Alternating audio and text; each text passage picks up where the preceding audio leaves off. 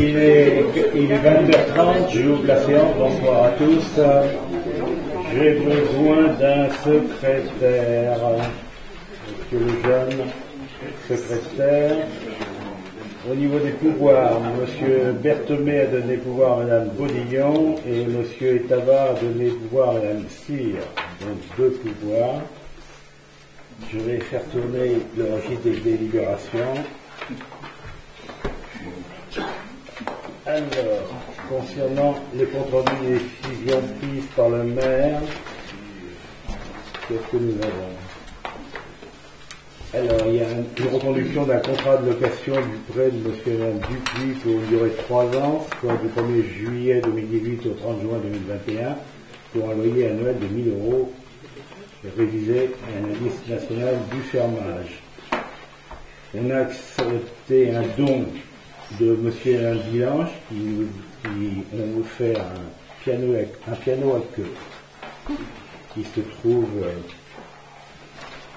au pôle culturel, comme vous pouvez le voir, comme c'est indiqué. Et puis nous avons vendu 2 véhicules, un Renault Scénic pour 1 000 € et un vieux Toyota Corolla pour 1 000 €.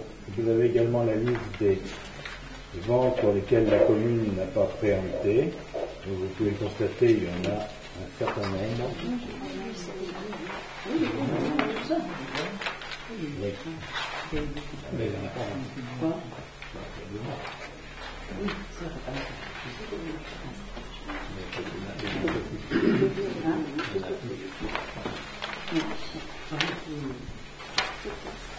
Voilà, donc on attend que le registre soit signé.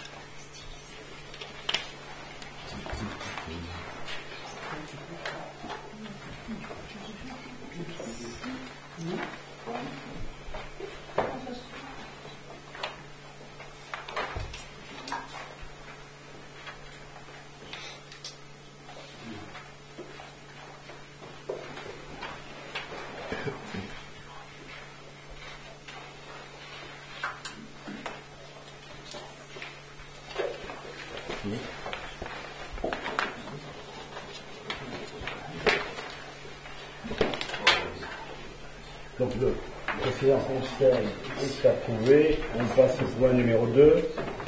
Madame Pierre va nous parler des modifications du tableau des effectifs l'avancement de grade et à la mise en stage de certains agents, il est proposé au conseil municipal de créer un poste d'agent de maîtrise, de supprimer un poste d'adjoint technique principal de première classe, de créer un poste d'adjoint technique territorial, de supprimer un poste d'adjoint technique principal de deuxième classe, de créer un poste d'adjoint d'animation à temps non complet, 23 heures et tout. Le conseil municipal, après avoir délibéré, approuve le tableau des effectifs annexé à la présente délibération. Y a-t-il des questions?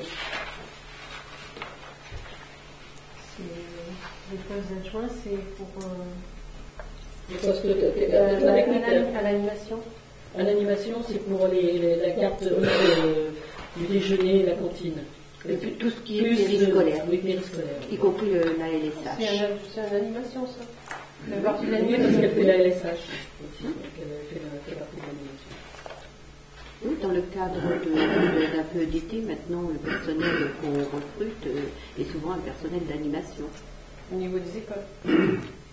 C'est du périscolaire, au niveau du périscolaire. Périscolaire, garderie, cantine, le mercredi à LSH, petites et grandes vacances.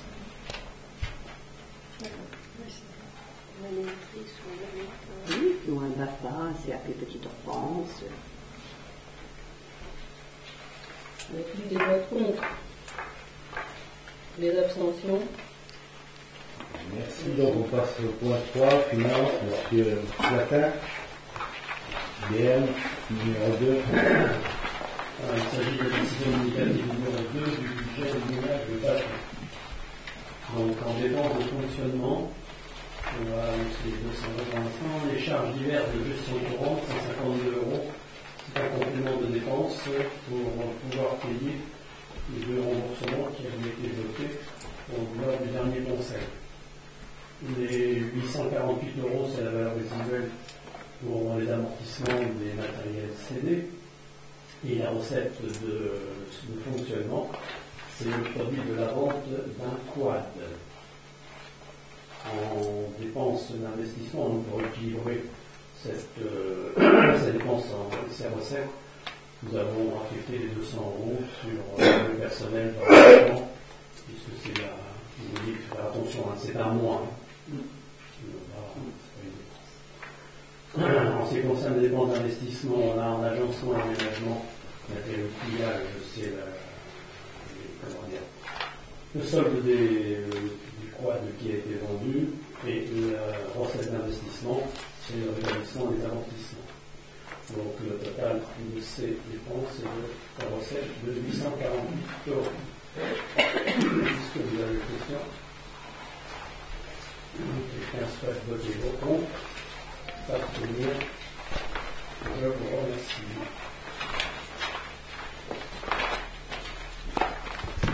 Ok. Le point numéro 4, ça concerne l'OGEC, et Mme Chave va nous en parler. Donc, comme tous les ans, c'est à cette période, nous allons voter la convention de forfait communal pour l'OGEC École Notre-Dame.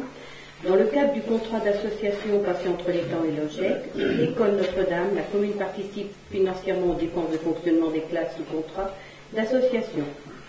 Les modalités de cette participation financière font l'objet d'une convention de forfait communal établie entre l'OGEC et la commune, dont les caractéristiques principales sont les suivantes. Le forfait attribué par élève ne peut être supérieur au coût moyen d'un élève de l'école publique, soit cette année 766,82.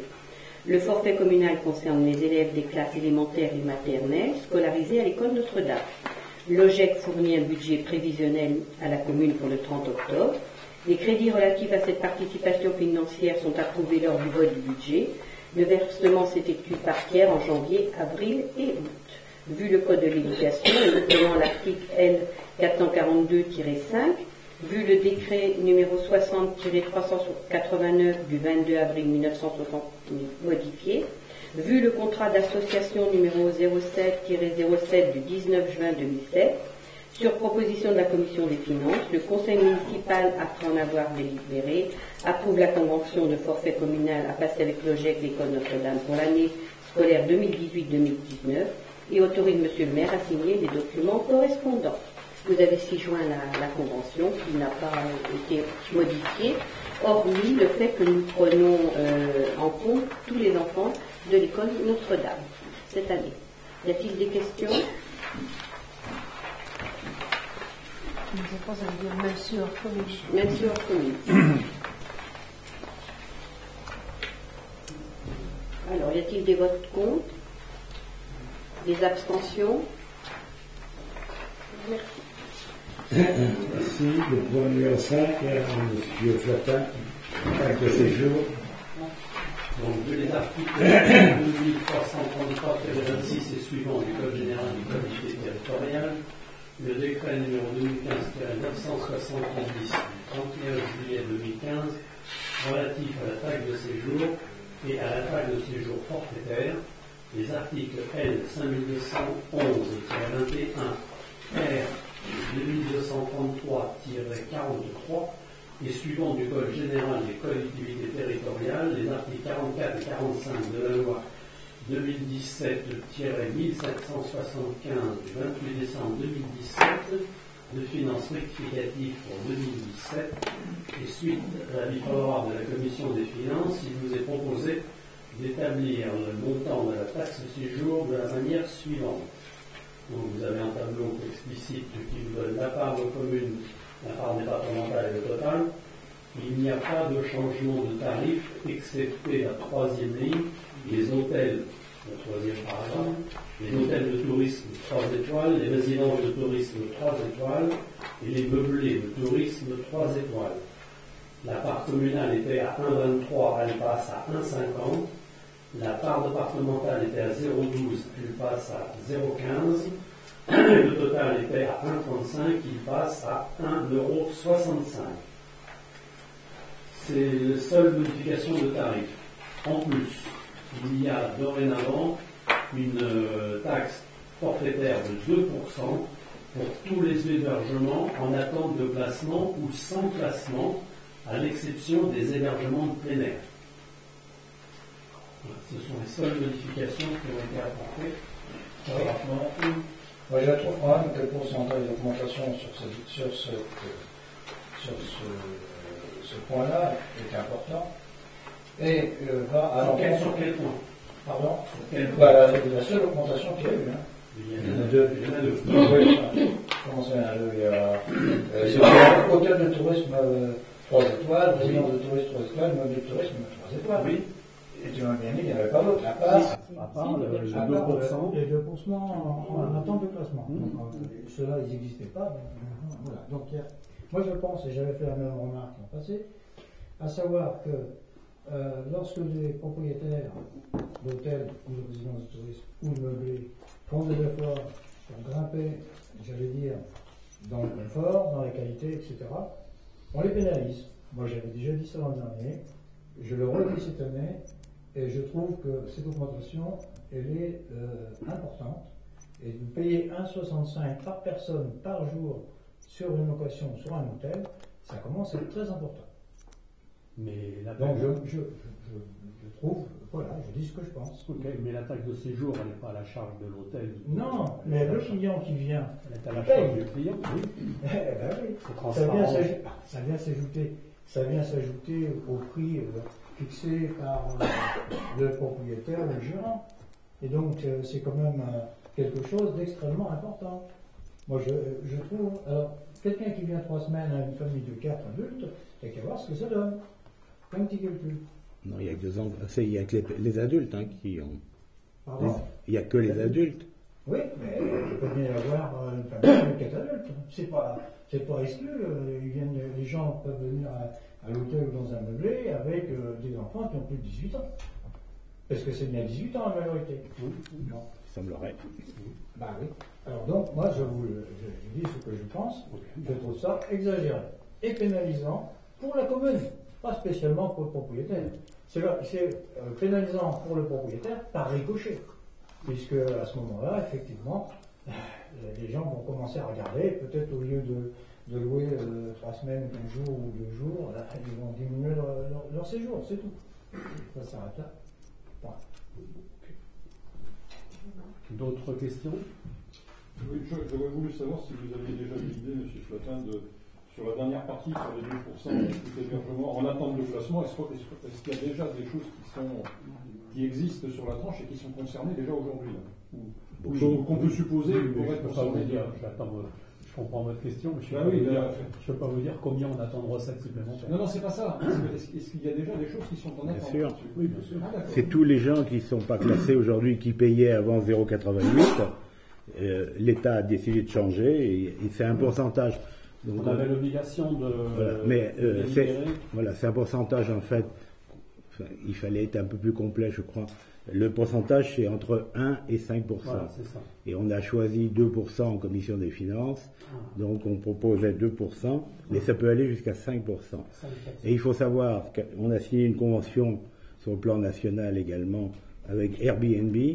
Et Airbnb va nous verser la taxe de séjour de tous les meublés ou non meublés, qu'ils soient meublés, classés ou non classés. Ils vont appliquer le taux de 2% pour l'ensemble des prestataires qui passent par Airbnb. Voilà. Donc à partir de cette année. Enfin, à partir de l'année prochaine, pardon.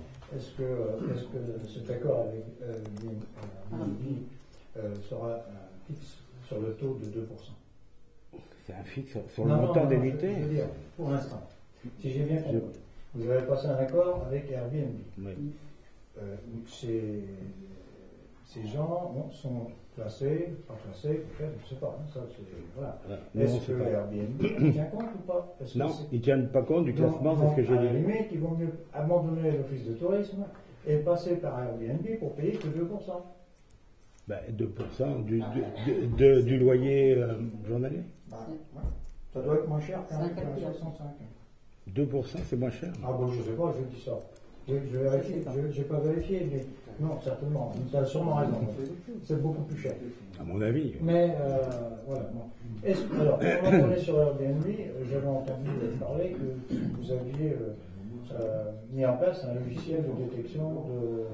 Il a très bien Et il a fonctionné. très bien fonctionné. Et à combien est-ce qu'on pourrait savoir les résultats? On n'a pas encore les chiffres puisque les gens versent maintenant. Non, mais combien vous en avez détecté? Ah, je ne peux pas te dire ce soir parce que je n'ai pas posé la Parce que question. j'ai souvenir que quand c'était une La personne. petite dame qui s'en occupe, elle est en vacances. Voilà. J'ai souvenir quand c'était une personne qui l'avait fait, il y avait des jeux quand même quelques 300 appartements détectés. Donc là, ça doit être beaucoup plus puisque. Sûrement, oui. Hein Mais non, c'est en fait, intéressant de savoir. oui. Mais maintenant avec Airbnb, Oui, il n'y a pas qu'Airbnb, je suis désolé. oui, mais c'est tous. C'est pas qu'Airbnb, C'est c'est tous. pas que Airbnb. Non, non. Ah non, c'est pas restrictif. Tous. Parce que j'avais cru comprendre que c'est. Enfin, je vais parler d'Airbnb parce qu'il y en a plusieurs. Oui, C'est oui, tous oui, ceux oui. qui Ça peut sont être bon via point, ça Internet. peut être, bien sûr. Ok.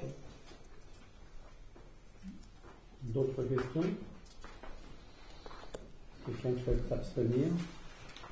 Voter contre? Je vous remercie. Donc le point 6, toujours M.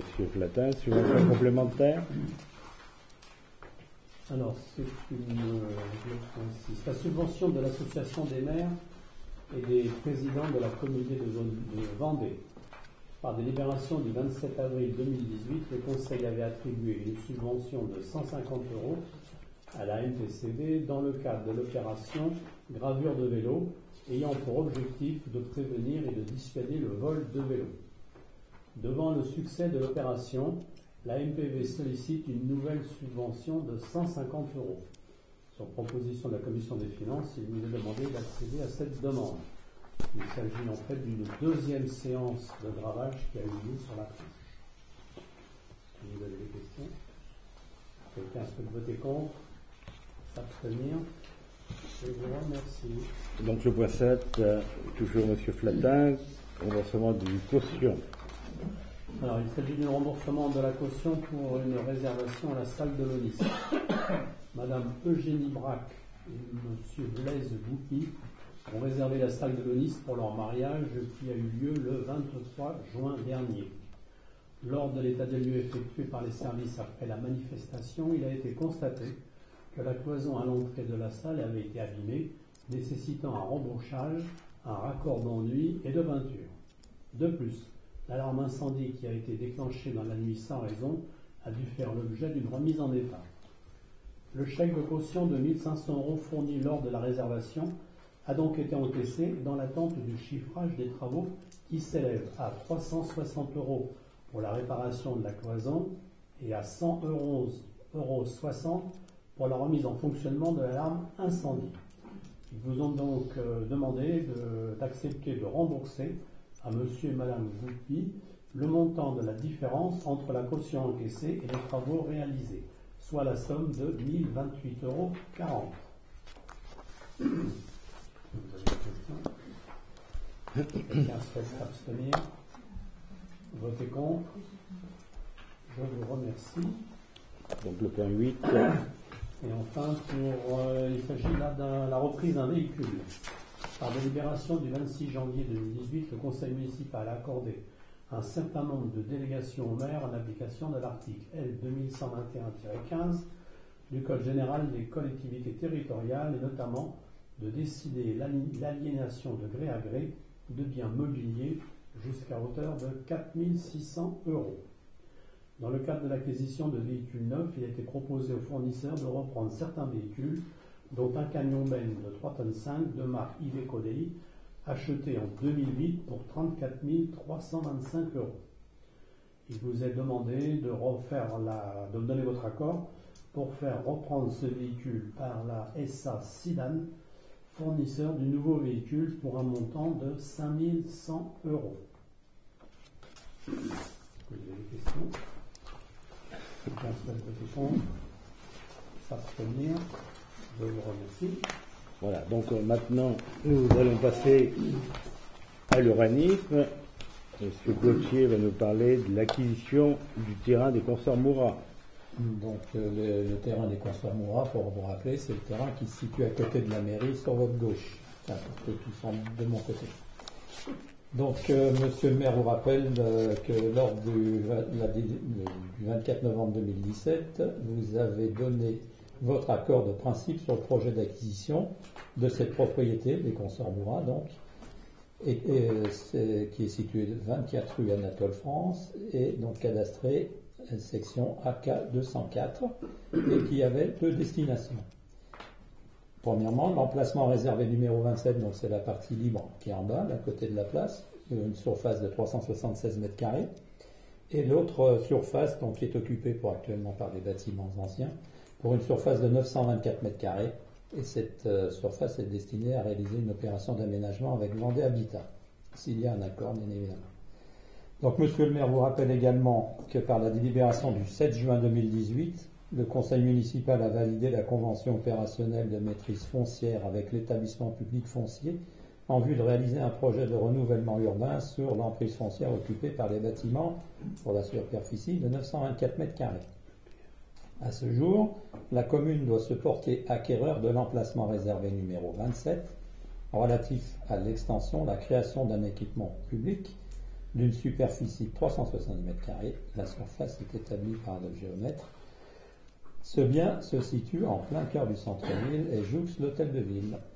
Donc le prix de la cession de cette parcelle s'élève à 202 800 €, auxquels s'ajoutent les honoraires d'agence de 28 000 € au profit de l'agence Onis Immobilier. Donc après en avoir délibéré, il vous est demandé de donner votre accord donc, pour l'acquisition de la propriété située au 24 rue Anatole France au prix de 202 800 €, auxquels s'ajoutent donc les honoraires de 28 000 €, et d'autoriser monsieur le maire à signer les documents correspondants. Y a-t-il des questions? Oui, est-ce qu'il est envisagé de faire sur ce terrain? Oui, Non, poursuivre. Réserve foncière. C'est une réserve foncière.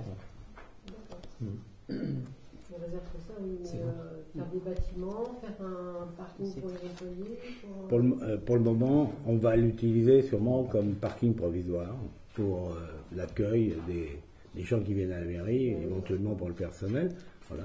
Et dans un deuxième temps, voilà, si un jour il y a besoin d'étendre la mairie, il y aura un terrain pour pouvoir l'étendre.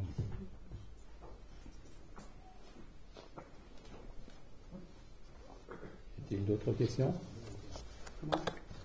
Y a-t-il des votes contre? Des abstentions? Je vous remercie. Donc le point 10, donc projet d'aménagement urbain, donc avec Vendée Habitat et l'EPF. Voilà, donc on reste sur le même secteur.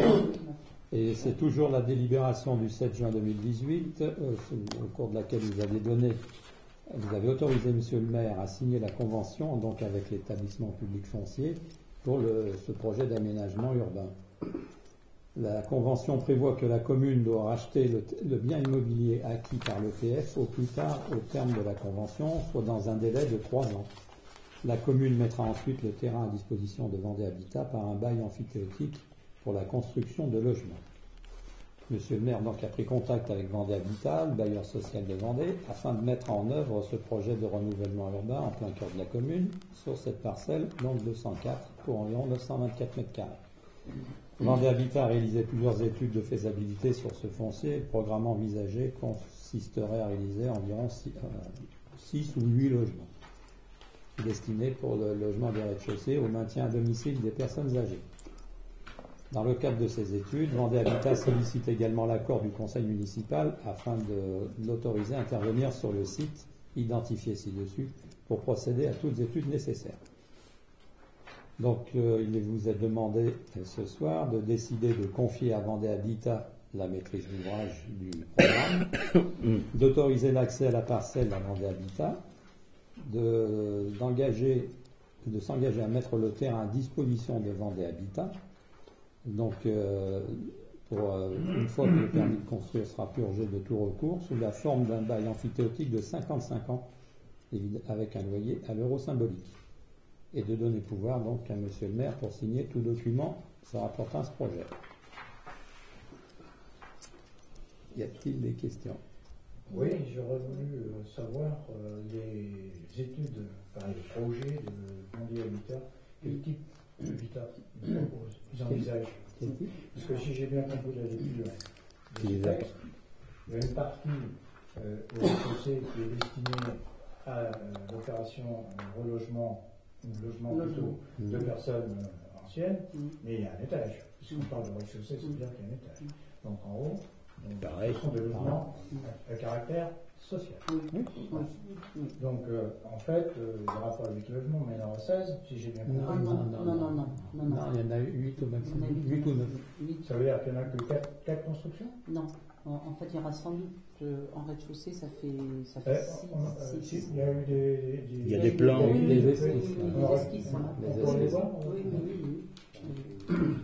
C'est une esquisse. Oui, pourquoi on en est, c'est une esquisse, personnellement. Évidemment, pour l'instant, on peut la faire circuler.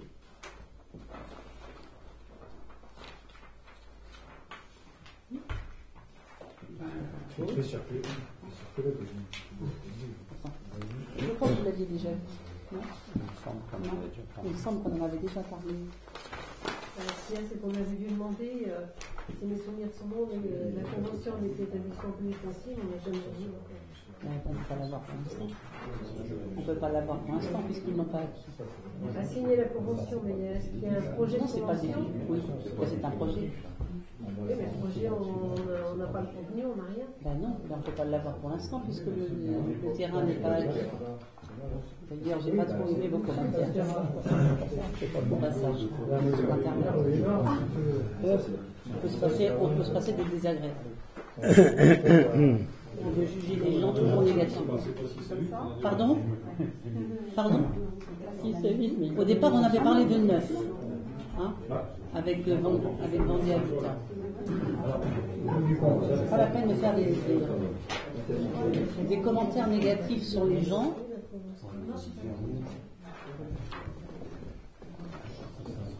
J'ai pas trop aimé.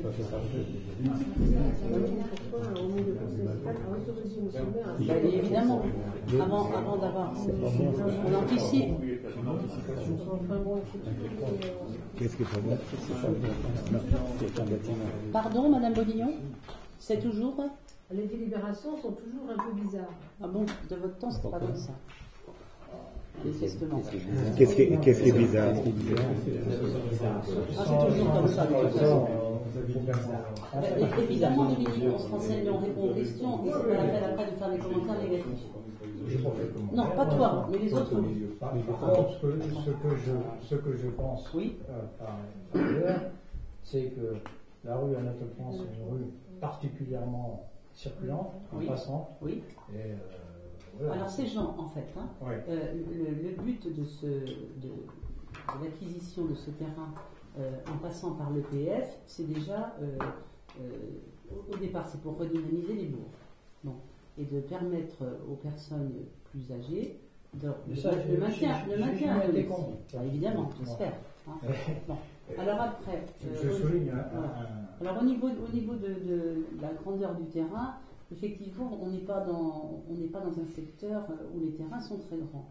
Mais on a parlé avec le Vendée Habitat et avec vous-même, on a parlé d'un chemin qui desservirait entre la rue Anatole France et cette rue ici. La rue de la mairie. Oui, hein, puisqu'il y aura beaucoup de Donc, circulation. Ça passerait sur le terrain qu'on vient d'acquérir. Enfin, on va acquérir. Oui. Enfin, 2 mètres. 2 mètres de marche à piéton. Oui. C'est un J'entends bien. Alors, oui, il y a déjà, j'en ai donné. alors, pour répondre à Madame Baudillon, si vous relisez bien, on m'a donné pouvoir pour signer la convention, mais la convention va être signée quand ils auront signé le compromis. Et le compromis n'est pas signé aujourd'hui, puisque le compromis est élaboré par l'agence immobilière de Fabienne Grelot, et quand ils auront signé, nous allons signer la convention. Donc il me fallait un pouvoir pour pouvoir signer la convention. Donc aujourd'hui, on a seulement le projet. C'est le projet ou c'est l'avant-projet? C'est l'avant-projet. Non, moi je ne parle pas des plans, je parle de projet de convention. Et on vous a répondu qu'on vous donnerait la convention quand elle sera signée. Vous avez demandé la convention et on vous a répondu qu'on vous la donnerait quand elle sera signée. Là, c'est un projet. Il n'est pas définitif. Moi, je ne sais pas. Pour ma part, c'est bon. Mais pour eux, est-ce qu'ils vont le corriger au vu des documents? Je n'en sais rien. On ne l'a pas encore signé. Comment auriez-vous fait, Madame Baudillon, puisque vous venez de conseil ici?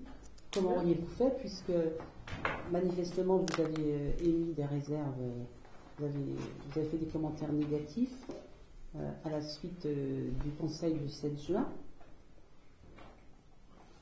Oui, sur la non-aptitude de la personne aux affaires sociales. À répondre aux questions. Alors je suis prête à répondre à vos questions. Ben, moi j'ai lu ça. Vous avez lu ça. J'ai dans les questions pratiques que je voulais poser. Moi je voudrais bien qu'on arrête ce côté. Donc, si j'ai bien compris, là, c'est donc EPF qui va acheter, et on a 3 ans pour acheter. Pour en fait repayer. Alors, on rachète, si j'avais bien compris. Moins 25%. Moins 25%. Avant ça. J'ai oublié ce détail. C'est quand même un détail important parce que non négligeable. Sinon on ne le ferait pas. Non. Oui, ça, c'est une autre histoire. Ça, c'est une volonté politique de faire ce genre de choses ou pas. Bah non, on fait une économie de 25% du prix du terrain. C'est pas une volonté politique. C'est plutôt une économie pour la commune. Non, mais ça, j'avais pas compris ce que tu voulais dire dans le sens. Moi, quand je disais, on ne ferait pas. Je veux dire, dans le sens où si on avait pris ça, on aurait quand même pu le faire, peut-être. Oui. Ça nous aurait coûté 25% plus cher d'achat. Je suis d'accord, pas de problème. Bon. Alors, ma question, en fait, c'était donc dans 3 ans. Ce qui veut dire en clair, est-ce que Vendée Habitat aura le droit de commencer avant? Non. Vendée Habitat. En fait, le projet sera. Non. Pourquoi on a passé cette résolution en fait? Bon, elle est rédigée comme elle est rédigée. Bon, je suis pas sûr qu'elle soit suffisamment claire. En réalité, Vendée Habitat veut s'assurer aujourd'hui, avant d'engager des dépenses, qu'on va bien leur signer un bail emphytéotique quand le terrain sera racheté par la commune. Donc ils voulaient un engagement, parce que là ils vont faire un appel à candidature d'un architecte, ils vont faire les études de sol, ils vont faire les plans, ils vont déposer le permis, et donc ils vont engager des dépenses, et ils veulent être certains que derrière la commune, elle va bien faire un bail emphytéotique une fois que ce sera racheté. Voilà. Ça veut dire en fait que dans la réalisation concrète risque d'être seulement dans 3 ans. Ah non. En réalité, Vendée Habitat m'a dit vous avez 3 ans pour acheter, mais il faut compter 1 an. Voilà, vous rachèterez dans 1 an, puisqu'on sera prêt dans 1 an. puisqu'entre-temps, ils vont faire les études, ils vont faire le plan, Ouais, on va je regarder vois, les parce plans. que, Mais on a un délai maximum de 3 ans. Parce que relevé topographique, par exemple, il y a une sacrée dune. Il y a Une sacrée dune. Ah oui, mais ça... enfin, bon, c'est Oui, pas... enfin, c'est leur problème, c'est pas le nôtre. Hein. D'accord. Ils ont vu le terrain. Ils Ils sont déjà venus plusieurs fois le terrain. C'est eux qui ont fait les esquisses déjà, hein. C'est pas non. Donc, on a l'accord du conseil d'administration de Vendée Habitat, tout est prêt, mais il voulait, avant de lancer, à commencer à faire, il voulait qu'on passe au conseil pour qu'il soit sûr que j'ai un engagement de pouvoir signer un bail amphithéotique quand on aura acheté le terrain. D'accord. Voilà. Après, j'avais une autre question qui était, j'ai compris que c'était une mixité entre les anciens et les logements sociaux. Quels sont les... Est-ce qu'il n'y a pas de critères de définis pour l'instant? Non, pour l'instant non. Parce que et ce que je voudrais dire d'ailleurs, puisque la critique portait là-dessus, c'est que il y a toujours une commission d'attribution des logements et que ça n'est jamais nous seuls qui décidons. À chaque fois qu'il y a une attribution de logement social, moi je me déplace à La Roche avec une commission. Donc j'ai d'autant moins apprécié les critiques. Voilà. Donc c'est pas nous qui décidons. Mais évidemment... mais les critères seront quand même définis par nous. C'est quand même important que la commune ait son nez dans ces choses-là, parce que on ne peut pas non plus en centre-bourg, et j'ai beaucoup de respect pour toutes les personnes qui ont rencontré des difficultés dans la vie, etc. On ne peut pas non plus... Non mais Dominique, quand je les ai rencontrés, moi la démarche que j'ai faite auprès de l'habitat, etc., auprès de l'EPF, c'est quand même pour redynamiser le bourg, mais surtout aussi pour permettre le maintien des personnes qui vieillissent. Et c'est le premier but. Par rapport à ça, je suis plus c'est le premier but de cette acquisition. Quant à faire des... Mais Vendée Habitat est habitué à faire ce genre de travail. Pour le maintien. Bon, ici, j'ai pas HLM, j'ai bien connu. Non, mais attention, les choses ont changé aussi, mais il y a des réhabilitations. Moi, je peux t'en montrer plein de réhabilitations. Les logements sociaux, parce que le logement social peut être attribué à des gens qui ne sont pas en difficulté sociale, contrairement à ce qu'on peut penser. Mais à ce moment-là, est-ce qu'il y a des critères, garde-fous que la commune va imposer? À l'origine, c'est ça que je voulais savoir. À l'origine, l'objectif de cette construction, c'était pour un profil de femmes seules dont le mari est décédé, dont les revenus ont diminué compte tenu du fait du renversement et peut-être demain, puisqu'on ne sait pas la réforme des retraites, comment ça va être.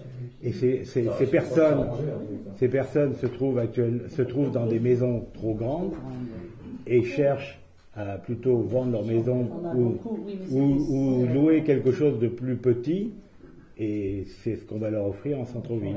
C'est un peu le profil. Depuis longtemps de ramener des anciens en centre-bourg. Voilà. C'est pas l'idée des anciens.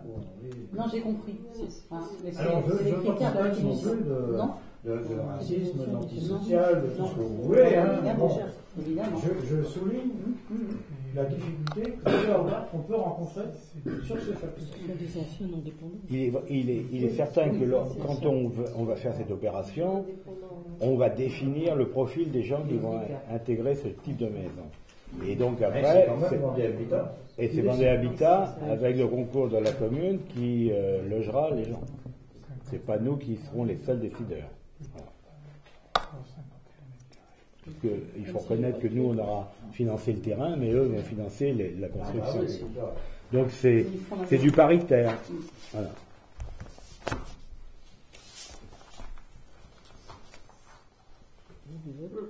D'autres questions?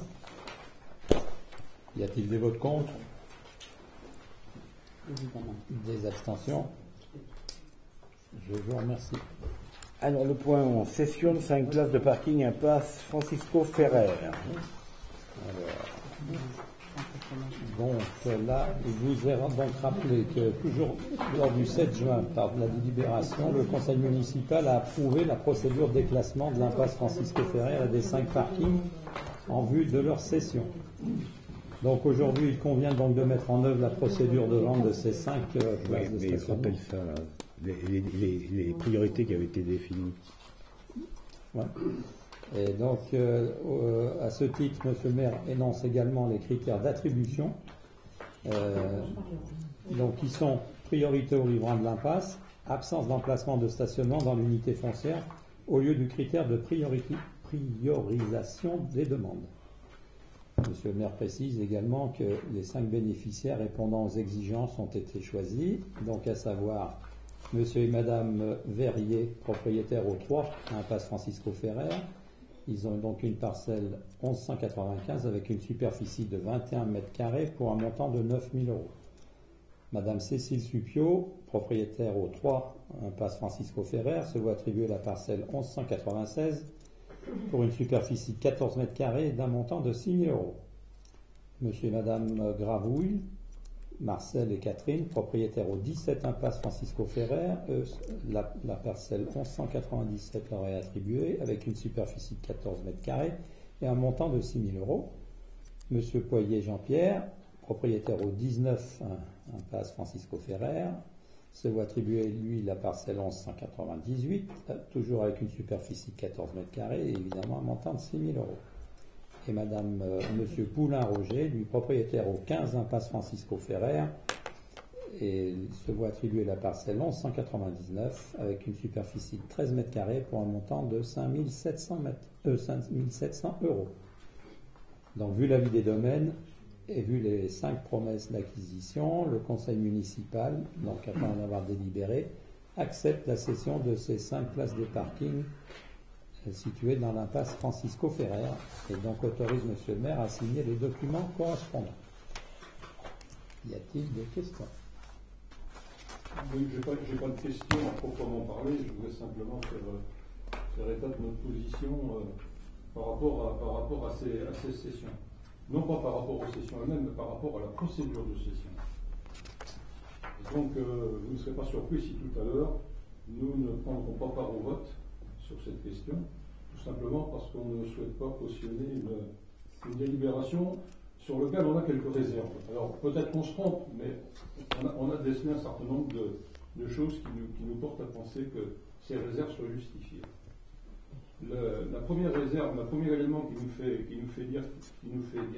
fait parler de réserve, c'est que si on regarde l'article L2241.1 du CLSCT et suivant, il est indiqué en clair que le conseil municipal délibère sur la gestion et les opérations immobilières, que toute cession d'immeuble ou de droit réel immobilier pour une commune de plus de 2000 habitants donne lieu à une délibération motivée du conseil municipal portant sur les conditions de vente et ses caractéristiques essentielles.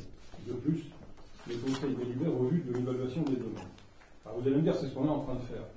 Oui, sauf qu'il s'est quand même passé quelque chose en amont, c'est que le 21 juillet, ou le 23 juillet, la date exacte c'est le 23, il y a eu donc la signature il y a eu le choix des gens a été fait, et il y a eu une signature de promesses d'acquisition concernant effectivement les propriétaires qui sont évalués.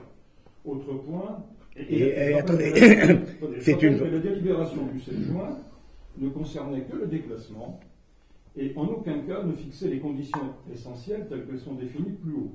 Donc ces conditions essentielles, elles sont simples. Ça porte sur la désignation de la parcelle et le prix de vente. Point. Le nom de l'attributaire, c'est-à-dire la personne qui bénéficie de cette affaire-là, à la limite, il y a un arrêt du Conseil d'État de 2011 qui a été rendu et qui dit que la commune n'a pas obligation de communiquer le nom des attributaires. Bon, donc ça, par contre, aujourd'hui, moi, il me semble qu'on a mis la charrue avant les bœufs, parce que même si la promesse d'achat qui a été signée engage beaucoup plus l'acheteur que le vendeur, oui, elle est unilatérale. Elle a été signée quand même par le maire. Et moi, j'estime qu'en procédant de la sorte, vous nous demandez ni plus ni moins que de régulariser une décision que vous avez prise tout seul et que vous transformez ainsi le conseil en chambre d'enregistrement. Alors nous, c'est bien sûr que ce n'est pas c'est pas acceptable dans l'esprit. Voilà, alors c'était le commentaire qu'on voulait faire. Deuxième commentaire, et j'en ai un tout petit troisième, une question sur le troisième, c'est qu'en dehors de la délibération, le choix des bénéficiaires peut aussi porter à question, et c'est aussi une décision qui a été prise, on a bien compris par le maire tout seul. Non. Certains se sont vus attribuer Je vous rappelle que vous avez décidé en conseil. Certains se sont vus attribuer 2 places et l'autre n'en ont pas. Personne, 2 places. Donc s'il y avait eu plus de demandes, c'est simplement une suggestion, mais c'est vrai que nos idées ne sont pas toujours très bonnes. Non. Et s'il y avait eu plus de demandes que de places, à condition égale, est-ce qu'il n'aurait pas été plus sage de faire tout simplement un tirage au sort? Et dernier point, j'ai cru comprendre que ces parcelles étaient en zone UA du PLU. C'est bien ça? Je ne me trompe pas, monsieur Gauthier? Et que dans le principe, rien ne s'opposerait à leur constructibilité. Vous êtes bien d'accord? Alors, oui. Donc, construisez sur 13 mètres carrés. En particulier pour le cas des consorts Verrier et Supio, ce sont deux parcelles contiguës, et ces 2 parcelles font 35 mètres carrés. Donc il y a facilement la possibilité de déposer un permis de construire pour la construction d'un garage fermé sur ces 2 parcelles. Donc, question très précise, est-ce qu'il sera prévu dans l'acte de vente des conditions, je vais dire, suspensives pour tout ce qui concerne de futures constructions sur ces parties? Mais on ne peut pas construire de garage sur une parcelle seule. Il faut lire le PLU, cher monsieur. Lisez le PLU. Je pose une question. Donc c'est pas possible. Le PLU l'interdit. Non, le PLU l'interdit et il faut regarder le PLU. On ne peut pas l'autoriser. Donc voilà, donc nous on ne prendra pas part au vote tout simplement parce que. Alors je vais vous répondre sur la. On émet un certain nombre de réserves. Je vais vous répondre sur le point numéro 2, puisque vous dites. Je vous rappelle que ce document a été établi par le notaire et que ce document est un document unilatéral, qui engage seulement que l'acquéreur et non pas le vendeur. Donc, en conséquence, je ne sais pas parce que j'ai signé que je suis engagé, conformément à ce que vous pouvez dire. Ah non, je n'ai pas dit que vous étiez engagé, je dis que vous l'aviez signé, c'est tout. Je l'ai signé parce que ça me paraît normal de signer le document, compte tenu du fait que ce document va partir chez le notaire. Le notaire a demandé à ce que je signe ex qualité, et je vous ferai remarquer qu'il est indiqué que ce document est établi en un seul exemplaire et restera en la garde de la commune. Tout ça, ça a été établi par le notaire. Alors, vous irez dire au notaire que tout ça n'a pas été fait conformément à la loi, et il est très prudent, et évidemment, aujourd'hui, il faut qu'on l'entérine, et qu'on l'entérine nominativement, c'est à sa demande. Tout ça a été fait à sa demande. Voilà, cher monsieur, je vous réponds. Alors, vous votez ou pas, peu importe. Mais je sais bien que ça nous importe beaucoup. Enfin, on explique quand même notre position. Notre position et le choix et la définition. Je vous rappelle que dans une délibération antérieure, et on le rappelle, que la définition du choix a été priorité aux riverains d'impasse, qui a été le cas, et absence d'emplacement de stationnement dans l'unité foncière. Donc c'est le cas. Les 5 personnes qui ont eu l'affectation, et je me suis dérangé personnellement pour vérifier, c'est des personnes qui n'avaient pas de parking dans leur propriété. Il n'y a qu'une personne qui était pas contente, et je crois qu'elle est là. Elle a 2 places extérieures plus une place en sous-sol. Donc on ne pouvait pas lui en attribuer une nouvelle, pour la simple raison que c'est que vous avez défini tous, en conseil municipal à l'unanimité, je vous rappelle, les conditions d'attribution. Et vous me dites qu'aujourd'hui, vous n'êtes pas d'accord sur l'attribution. Alors, il faut... Je n'étais pas d'accord, j'ai dit quoi? Ça pouvait poser question. C'est tout. J'ai pas dit mais juridiquement, ça pose... Non, mais attendez, juridiquement, ça pose aucune question. Monsieur le maire, vous me faites dire des choses que je n'ai pas dites. Alors, permettez-moi de dire que je ne suis pas d'accord avec ce que vous rapportez. Je dis simplement que les décisions que vous aviez prises, qui pouvaient porter question. Je n'ai pas dit que je n'étais pas d'accord. Attention. Voilà, encore une fois. Ne me faites pas dire ce que je ne dis pas. Je suis assez bon pour supporter des bêtises, mais ne m'en faites pas dire plus que j'en dis, comme vous le dites souvent. Il y a une chose que je viens de découvrir là. Bon, il y a deux personnes qui ont la même adresse. Je bosse à la famille. Il y a 2 maisons dans la même. Je ne reviens pas sur l'attribution, c'est pas mon truc, mais c'est vrai que le PLU permet de construire sur une certaine surface. Non, pas de garage seul. Pas de garage. Non, mais ça peut être une construction autrement. Mais il faut faire une maison. Eh si, je suis désolé.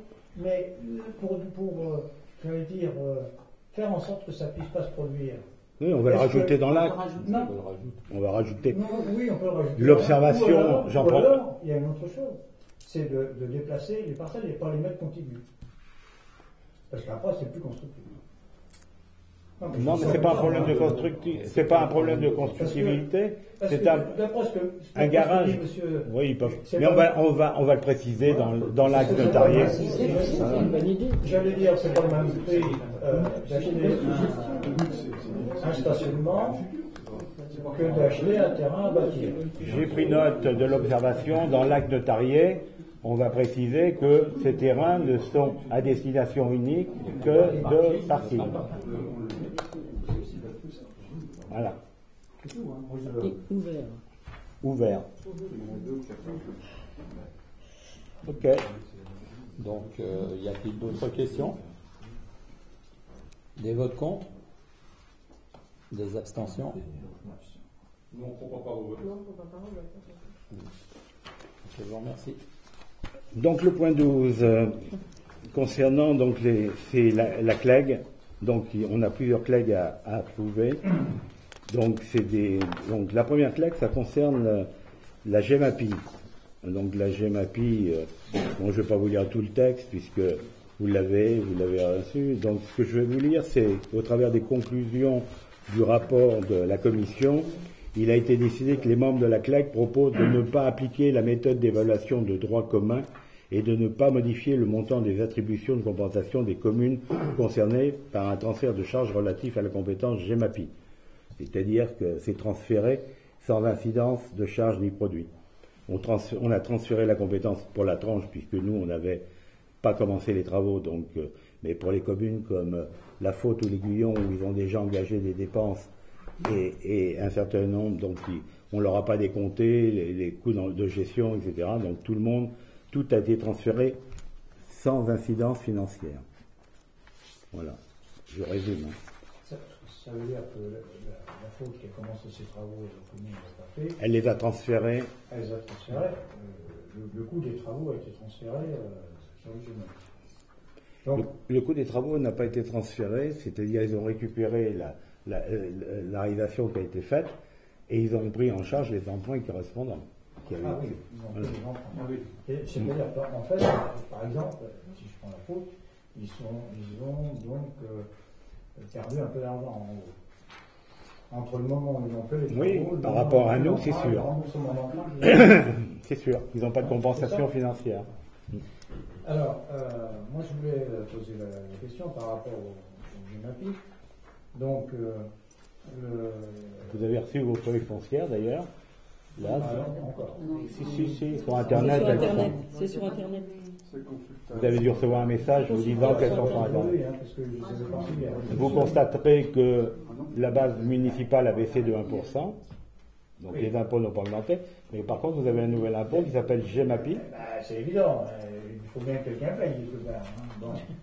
C'est la collectivité. Alors, oui, ça c'est des dépenses qui sont envoyées par ricochet. Donc quelque part. Alors moi justement, alors j'ai pas reçu ma feuille d'impôt. C'est sur Internet, elle est en ligne. Hein. Ça doit être les fonciers, les impôts fonciers.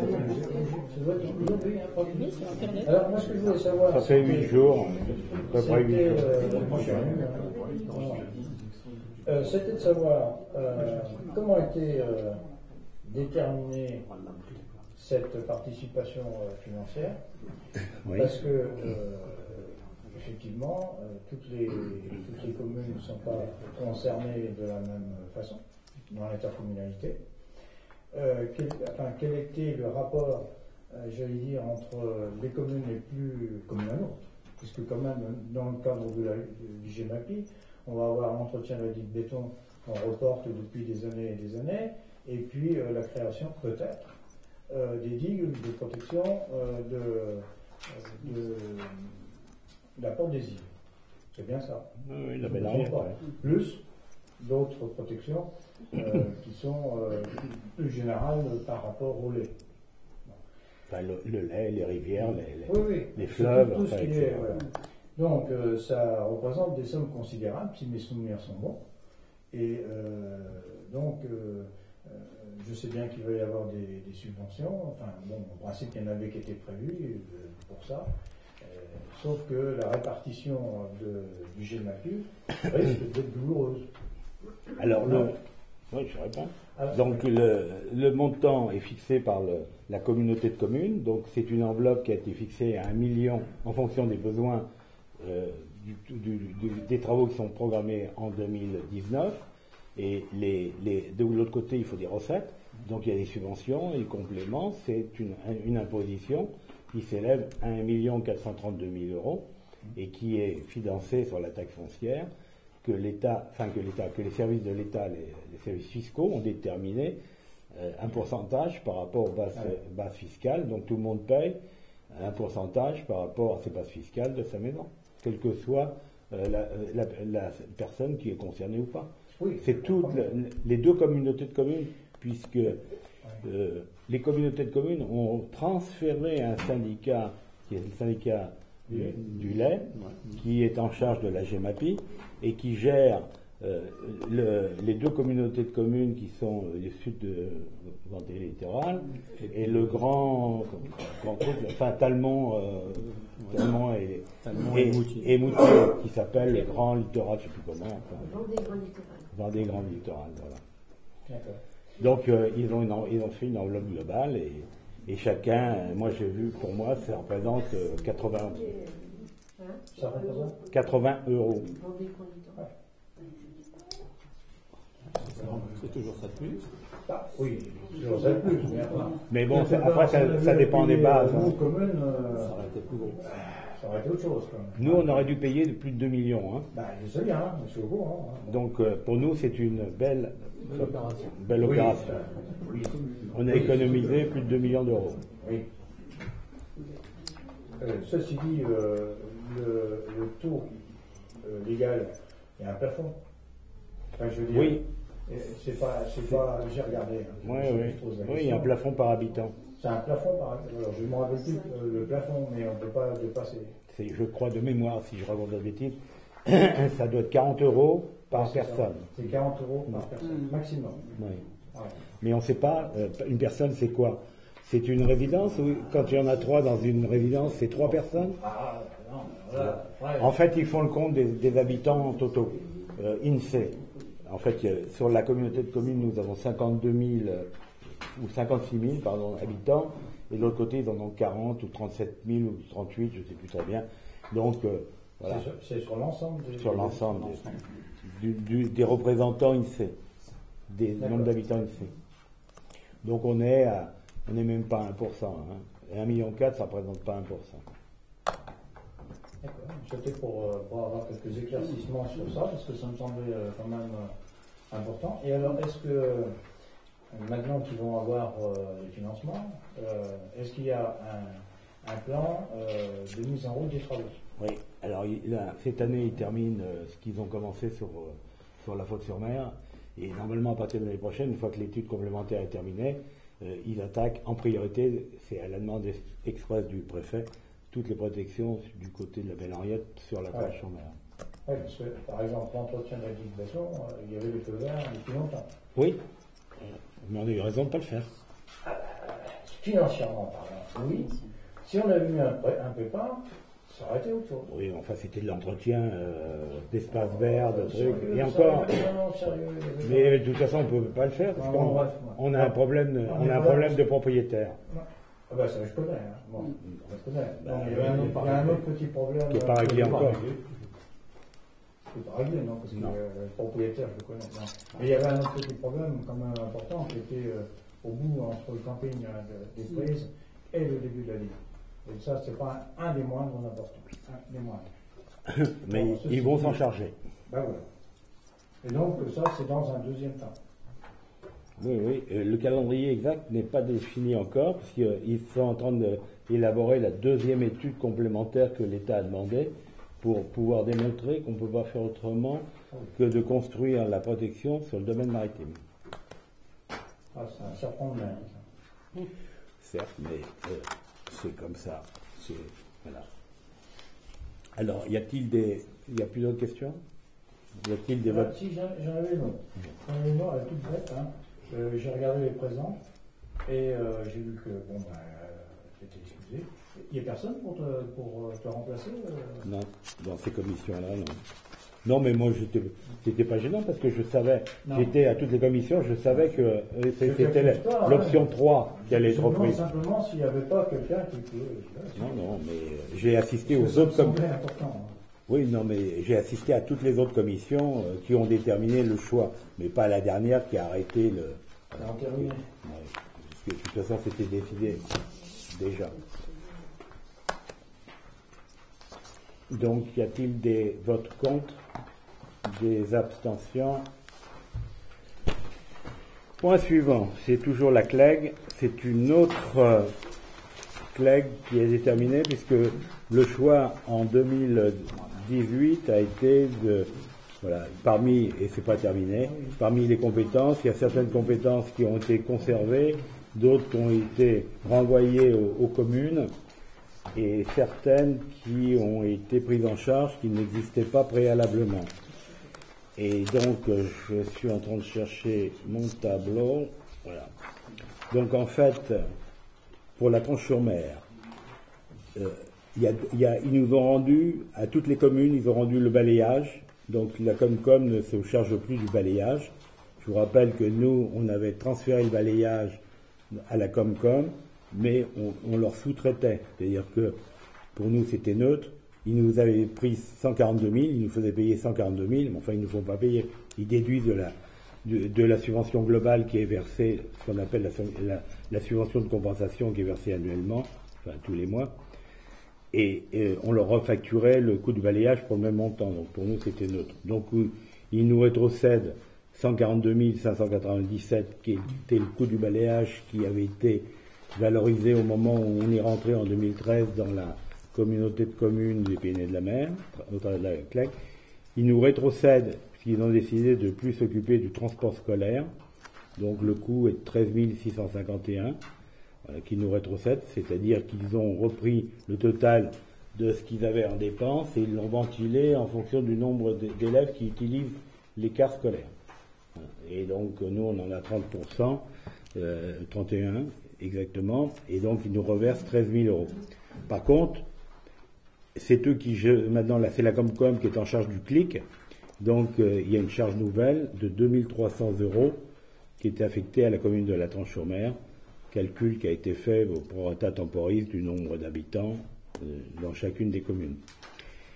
Et les bandes d'incendie, ils avaient l'entretien des bandes d'incendie, et là maintenant ils ont pris en charge le renouvellement des bandes d'incendie, c'est-à-dire que quand il y a une bande d'incendie à changer, par rapport aux 192 bornes que nous avons actuellement, ils ne financent pas les nouvelles bornes. Ils financent le renouvellement des bornes qui étaient au moment de l'entrée dans la communauté de communes, c'est-à-dire en 2013. Il y en avait 192, et aujourd'hui il y en a toujours 192. Donc, ils ont fait un calcul d'amortissement, ils ont considéré qu'une borne coûtait 2200 euros, et ils l'étalent sur 30 ans. Donc, par contre, aussi une borne est à changer, ils n'attendent pas 30 ans, évidemment. Donc, le calcul qui a été fait et qui nous est affecté en charge est de 12 096. Donc, nous touchions en 2017 2 07 513, et à partir de 2019, nous allons toucher 2 149 365 de la communauté de communes. C'est la différence entre les recettes qu'on a transférées et les charges qu'on leur a transférées. Voilà. Donc c'est le résumé de tout ça. Et donc il y a un petit souci quand même, parce que dans ces calculs, pour certaines communautés de communes, je vous ai dit que nous, quand on est rentré, l'entretien des bornes nous a été pris en charge à hauteur de 56 euros par borne. Donc ils ont fait un calcul en prenant les 3 années précédentes, et ils ont fait la moyenne des 3 dernières années, et ils l'ont divisé par le nombre de bornes, et ça faisait 53 euros par borne d'entretien. Donc on paye un montant d'entretien qui est de l'ordre de 10 000 euros par an pour l'entretien des bornes, hein, non pas pour le changement. Et comme 2 communautés de communes qui ont été fusionnées n'avaient pas dans leur CLEG précédente de l'entretien des bornes, la charge de l'entretien des bornes, on leur a donc déterminé un coût d'entretien des bornes, mais qu'ils ont fixé, puisqu'ils étaient incapables d'avoir des chiffres, ils ont fixé à 23 €. Donc d'un côté, certaines communautés communes payent 23 € et d'autres payent 50, voire 60. Donc moi je n'étais pas d'accord, parce qu'en fait, il n'y a plus d'équité entre les communautés de communes, et donc je leur ai réclamé 6 000 € en moins dans la CLEG, puisque pour se réajuster à 23 €, mais ils ont dit que c'était trop compliqué parce qu'il fallait changer tout, et ils n'avaient pas les données des deux autres communautés de communes qui déjà payaient des charges d'entretien précédemment. Donc, pour le principe, puisqu'il n'y a pas équité, moi je propose à la majorité de s'abstenir sur le vote, de ne pas voter contre, mais de s'abstenir, parce que on considère que là aussi, il n'y a pas équité, donc pour nous, ça ne correspond pas à une réalité de CLEG. Voilà. Donc, je propose à la majorité de s'abstenir sur ce point. Sûr. Les compétences, c'est fini, parce qu'effectivement, avec c'est pas fini encore. C'est pas fini. Donc, on risque encore d'avoir des modifications. Il y en a une autre encore derrière, mais il y en a 3. Donc l'autre, c'est le chiffrage de ce que je viens d'expliquer, hein. C'est les 2 millions. Mais il va y en avoir d'autres encore. D'accord. Ils ont un délai de 2 ans pour le faire, donc on n'a pas encore. Il y a encore des discussions, parce que par exemple, dans la Comcom, on a hérité de gendarmerie. Donc il faut redonner les gendarmeries aux municipalités. Il y a des EHPAD qui étaient dans des Comcom et d'autres qui ne le sont pas, donc la décision n'est pas prise de savoir. Donc c'est loin d'être terminé. Non, c'est loin d'être terminé. Voilà. C'est peut-être annexe, mais au niveau des ramassages d'ordures ménagères, je constate qu'il y a eu quelques apports sélectifs qui ont été entretenus, d'autres pas, d'autres ça relève de la Comcom. Comcom. Ils en ont changé 4, ils vont changer 4 l'année prochaine, ils vont tous les changer, mais comme ça coûte cher, parce qu'ils sont complètement hors service, ils ne peuvent pas les réparer, parce que le matériel n'existe plus, et donc ils les changent complètement. Donc ça coûte relativement cher, donc ils le font petit à petit. Les 4, là, ça va être 80 000 €. On avait mis autant d'argent que ça à l'époque, oui, ça coûtait cher. Hein, je sais bien. Non. Les 4 points multipliés par 3, ça fait 12 plots quand même. Oui, non, 80 000 €. C'est moi qui les avais fait mettre. Mais je te rappelle, il y en a une petite idée quand même. Non, je disais ça parce que si tu veux, il y a notamment des plots ramassage de papier. J'imagine que quand tu peux, toi, le papier il est cuit. C'est même pas bien que tu viens le ramasser. Mais ils n'ont pas changé que le plot, ils ont changé la fosse aussi. Non, je sais. Tu as même des bacs en dessous qui sont rouillés et passés. L'eau rentre. On les change. Je demandais simplement où on en était de ce chapitre-là, puisque c'est bien géré par l'Interco. C'est tout. Et donc, du coup, ça rentre aussi dans les histoires de. Ah non, c'est déjà fixé. Ça, c'était fixé en 2013. Donc aujourd'hui, une CLEG, c'est fixé. Une fois qu'on a fixé le chiffre, on peut revenir dessus s'il y a des variations importantes ou s'il n'y a pas d'inéquité, comme c'est le cas là quand il y en a de nouveaux qui rentrent. Mais une fois qu'on a fixé, par exemple, la piscine, quand on l'a transférée, quand on leur a vendu et qu'on a transféré, on a calculé le déficit que générait cette piscine, qui était de 320 000 € de mémoire. Et aujourd'hui, on nous retient tous les ans 320 000 €. Et le déficit complémentaire, qui est maintenant à 500 000 €, il est financé par la Comcom. Par tout le monde indirectement, mais voilà, par la Comcom. Et alors pour les tournées de ramassage des OM, on en est où exactement? On est toujours pareil, c'est 2 l'été. Non, mais je veux dire, là, c'est plus Veolia. Si, c'est Veolia. Et le contrat devrait. Il a été transféré.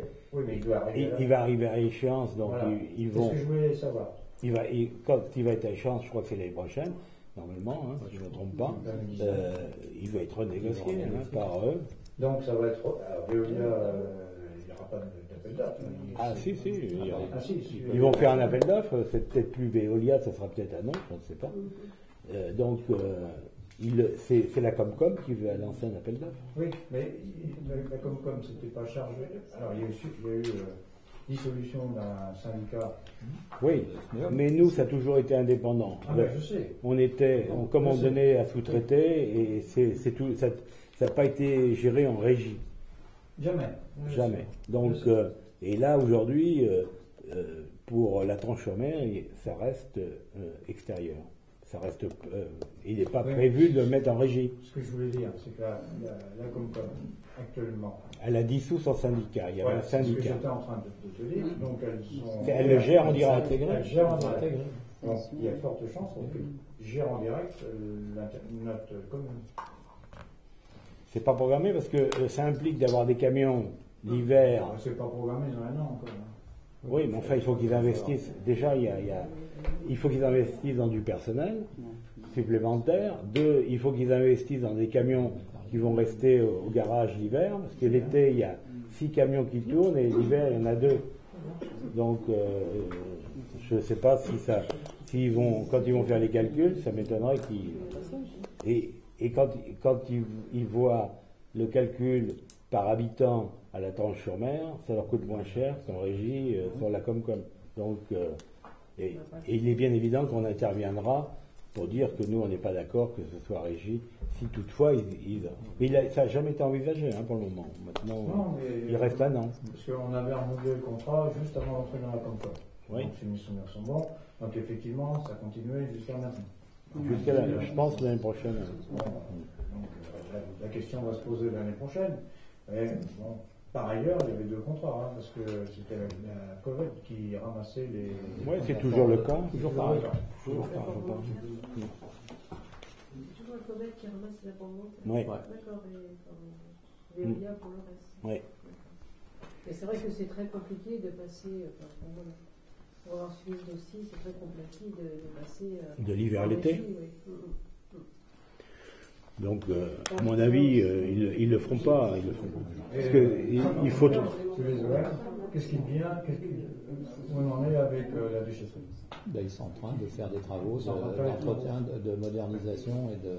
Ils vont dans la nouvelle convention qu'on est en train d'élaborer, enfin que j'ai pas encore signée, on leur demande de la mettre en conformité pour l'année prochaine. Oui, c'est un bon budget là encore, la conformité. 600 000 euros. Il y en a pour 600 000 euros. C'est des histoires de jus qui sont le plus dramatiques.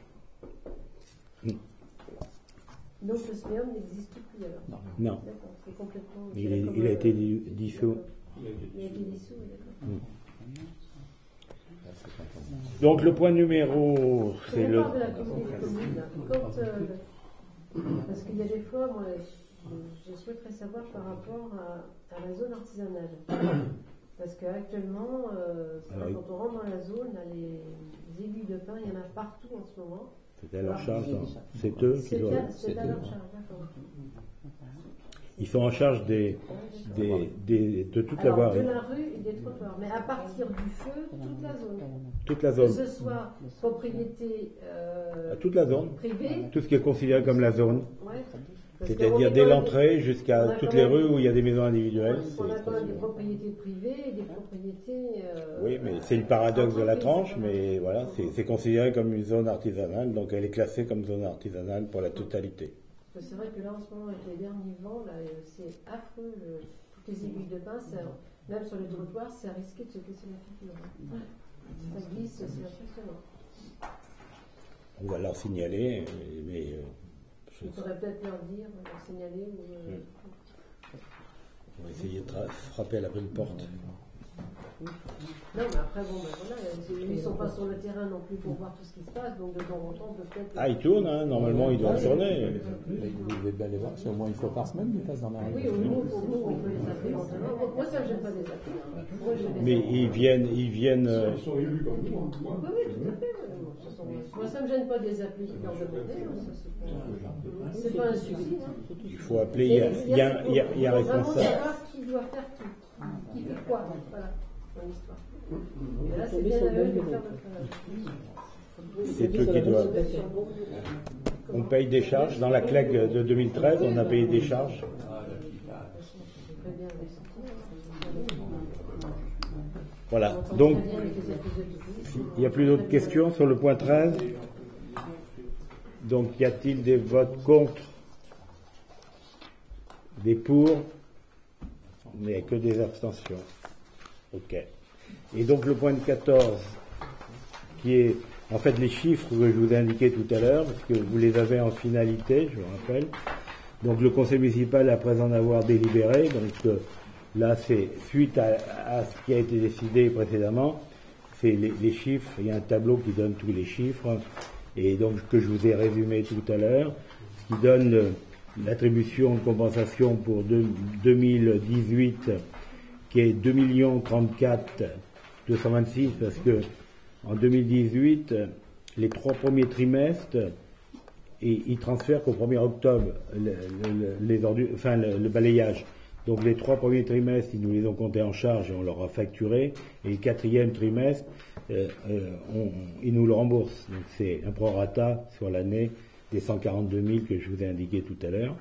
Voilà, donc c'est pour ça que c'est 2 034 226. Et à partir du 1er janvier 2019, ce sera 2 149 365 que je vous ai aussi indiqué tout à l'heure. Voilà. Donc là aussi on s'abstient puisque c'est la continuité du point suivant. Donc numéro 14, y a-t-il des questions? C'est simplement une précision. Je voudrais connaître, j'ai lu l'affaire en disant il y a eu des avis favorables des conseils municipaux et il y a eu 2 avis défavorables, celle de la commune de Bessay et celle de la commune de Léroux. Alors ils ont sûrement leurs raisons. Quelles conséquences ça peut avoir? Très, très précisément aucune. Hein. Aucune. On est d'accord. C'est ce que je pensais. Donc on le fait pour le principe, mais ça n'a pas de conséquences. D'accord. Non, mais pour le principe. Ouais. Non, mais c'était pas par rapport à nous. Hein. J'avais lu que. Alors, s'il y avait plus de la moitié des communes qui avaient été contre, parce qu'il y a des pourcentages par là. Pareil, hein. Ça serait différent. Donc, y a-t-il des votes contre, des votes pour, des abstentions? Donc tout le monde vote concernant. Voilà. Donc le point 15, questions diverses, j'en ai pas. J'ai répondu aux questions que vous nous avez envoyées. Merci. Merci. Et informations diverses, j'en ai pas non plus. Donc s'il n'y a pas de questions dans la salle, non. Donc je vais lever la séance à 21h47.